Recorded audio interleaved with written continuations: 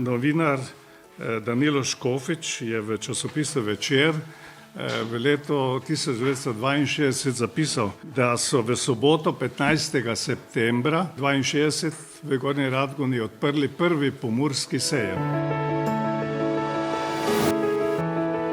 60 let kasneje bomo jubilejni sejem odprli 20.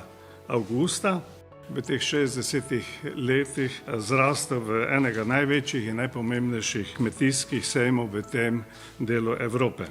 Letošnjem letu, ki je mednarodno leto ribištva in ribogojstva, smo izbrali deželo partner Japonsko.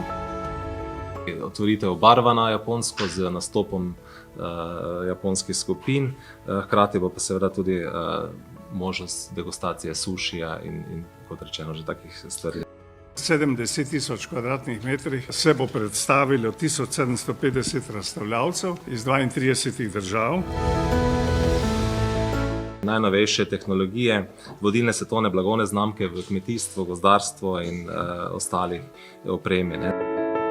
Potekale bodo tudi številne nagradne igre, in sicer izžrebani obiskovalci, ki bodo obiskali sejem Agra, letos bodo lahko z relaksom odpotovali v malce bolj eksotične kraje, in sicer v Zanzibar za 11 dni. Lahko se bodo potepali po Šampanji in Burgundiji ali pa bodo izbrani za počitnice na Jadranu.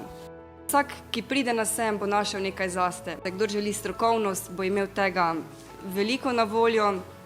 Kdor se želi malce poveseliti pa pozabavati, pa tudi številne družabne prireditve.